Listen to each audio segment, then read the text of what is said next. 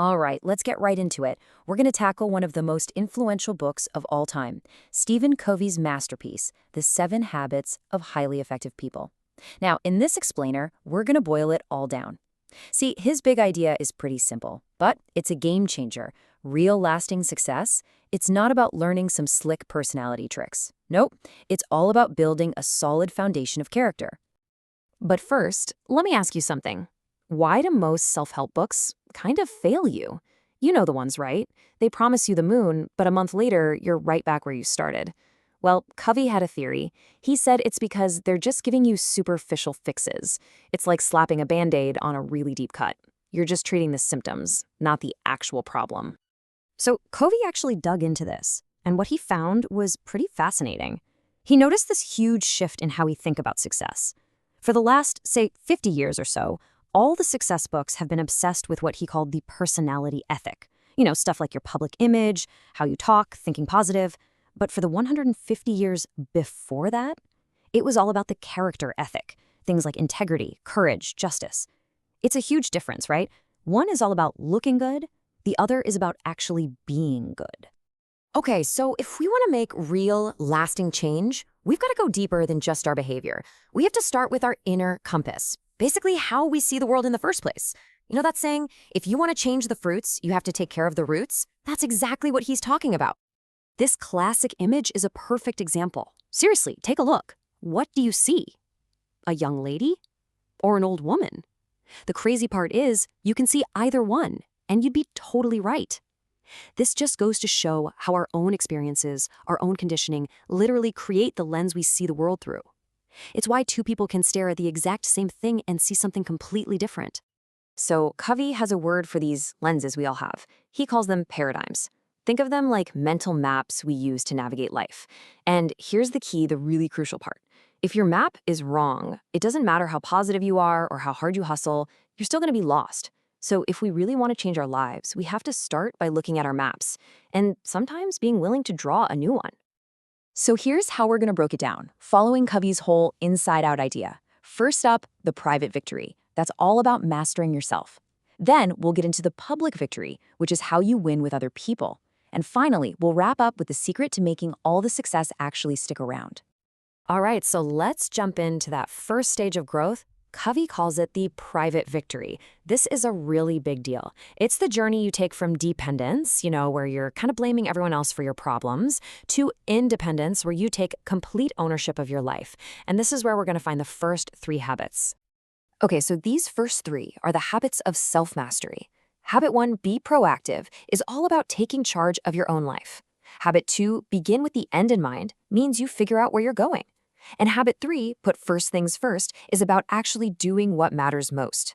The bottom line, you've got to win the battle with yourself before you can win with anybody else. Let's zoom in a little on habit 1, be proactive. Now, this is way more than just, taking initiative. It's about realizing that between something happening to you and your reaction to it, there's a little gap, a space. And in that space, that's your freedom to choose. So a reactive person might say, he makes me so mad. But a proactive person, they'd say, I'm in control of my own feelings. You are the one holding the pen, writing the story of your life. So, once you've really achieved that independence, you've built the foundation for what's next, the public victory. This is where we shift from I to we. It's where you realize that the biggest, most meaningful successes don't happen alone. They happen through amazing collaboration with other people. Covey calls this interdependence. And that brings us to the next set of habits, the habits of great teamwork. Habit 4 is think win-win, looking for solutions where everybody comes out ahead. Habit 5 is seek first to understand, then to be understood. Basically, listen before you talk. And habit 6, synergize, is where you use teamwork to create something better than any of you could have made on your own. Let's talk about habit 4, think win-win, because this is a really powerful mental shift. See, most of us are taught from a young age to think win-lose, right? In sports, in school, there's a winner and a loser. But here's the thing. Most of life isn't a competition like that. In your family or on your team at work, if one person is losing, well, pretty soon everybody loses. Win-win isn't just a nice idea. It's the only way to succeed in the long run when you depend on other people. This quote just nails it. Most people do not listen with the intent to understand, they listen with the intent to reply. And that's where habit 5 comes in. It's the absolute key to making win-win possible. You have to genuinely try to see things from their side before you even think about making your own point.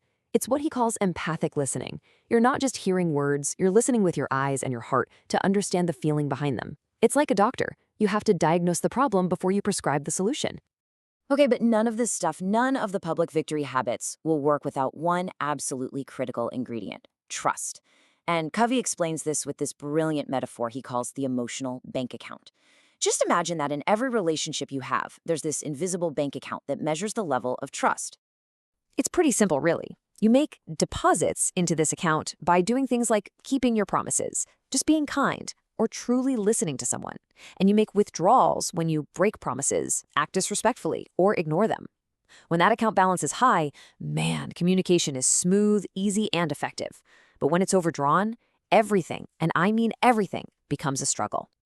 And that brings us to the grand finale, the one idea that really ties all of the other habits together. Because this isn't about making a change one time and then you're done. No, this is about building a system for yourself that allows for constant growth and renewal. This is habit 7, sharpen the saw. Covey explains it using the old fable about the goose and the golden egg. He calls it the P/PC balance. P stands for production. That's the golden eggs, the results you want. PC is for production capability. That's the goose itself, the thing that produces the results. True effectiveness is all about balancing both. Because if you get greedy and just focus on the eggs, you'll eventually kill the goose. You have to take care of the asset, whether that's your health, your mind, your tools, or your relationships. So to wrap this all up, we want to leave you with a really powerful question that Covey asks in the book. Think about it for a second. What is the one thing you could do regularly that you aren't doing now that would make a huge positive difference in your life? It's probably not something that feels urgent, but it's deeply important. Whatever your answer to that question is, well, that's where your own journey to becoming highly effective truly begins.